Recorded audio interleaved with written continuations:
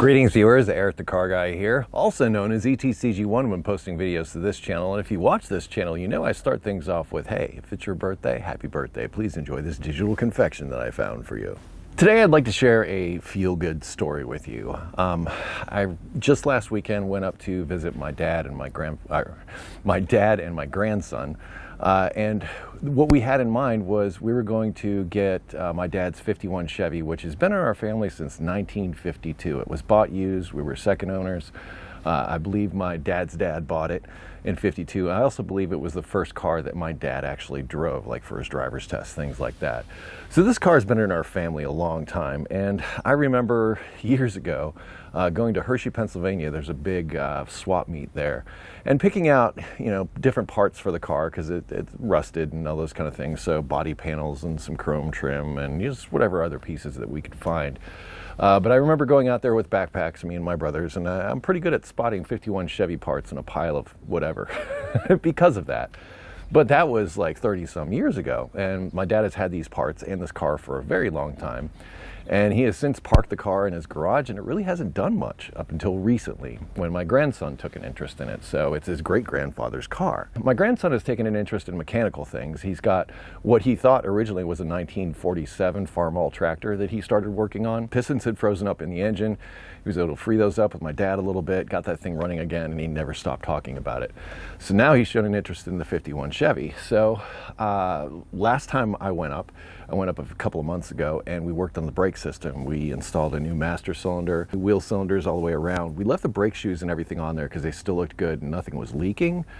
He has a new set of brake shoes, but I said, Dad, wait until we can turn the drums and all that kind of stuff before you do that. But I got to tell you, the master cylinder was quite a challenge to install. Anyway, we got the brakes working, and he, instead of running fuel from the fuel tank because it had been sitting for so long, he had like a little soda bottle or something like that sitting on the front of the car that he ran a hose down into the fuel pump, and that was the fuel tank. Not exactly the safest thing, but it certainly worked to start the thing up and run it. And before that, my dad and my grandson had gotten the thing running, and well, again, my dad's interest has been renewed thanks to my grandson. So last weekend I went up to complete a lot of that work. One of those things was I wanted to install a new fuel tank. I don't necessarily trust old fuel tanks. I know you can clean them out and like that, but as I said, this one's been sitting a good long time, and it's Western New York, so it rusted up pretty good. So I wanted to replace that, the fuel line. Also, the brake light switch wasn't working.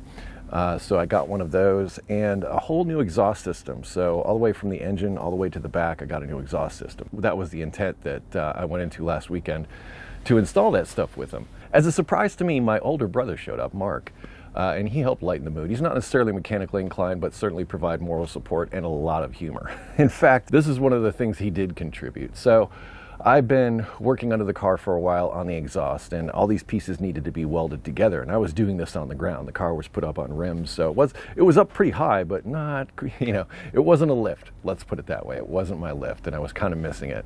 So here I am rolling back and forth underneath the car, trying to do these welds on both sides and everything, and I was pretty frustrated, and I'd said a few choice words along the way, and I got some sympathy from the crowd for sure.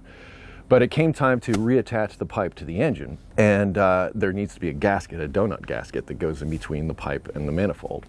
And my dad actually went out and got one of those and had it new, and I was ready to install it. So I stuck my hand out from under the car, and I said, can you hand me that donut gasket? And my brother walks over with an actual donut, like a real donut, just a plain donut, puts it in my hand.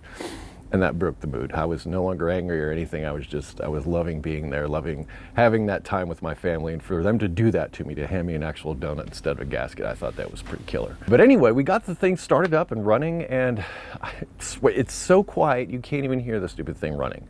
And my grandson's itching to get it on the road.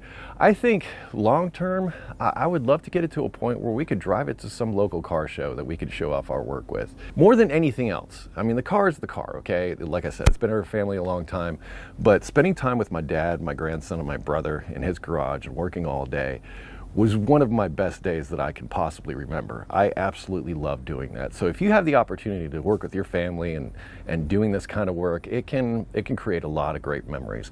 And start them young if you can. If they have an interest, keep cultivating that interest. Like my grandson has an interest. I keep giving him tools. I keep trying to push him into doing this kind of thing. And I think he's moving in that direction. And I think that's great because now, well, I have a place for all these tools to go when I'm no longer around.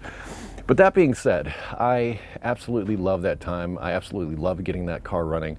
I'll get you some more updates when I have them, especially if we're able to get that thing running and on the road and get it to a car show someplace, which is, in my mind, my ultimate goal. I would love to see the three of us get together and just talk about the thing with other car people out there. So I hope you've enjoyed the little clips I've interspersed throughout here. I think I'm going to make some shorts out of some of them, so if you want to explore those things further, that I also posted to social media, you can. I'll put links to that stuff down in the description, along with additional information, and also a link to ericthecarguy.com, which is where I ask you go if you have automotive questions. Otherwise, I want to thank you so much for watching today. Be safe, have fun, stay dirty, and I will see you next time. Bye-bye. So quiet. They used to make an engine back in the day. I'll tell you what. Anyway, success, guys. Thank you, son. Stay dirty. Stay dirty.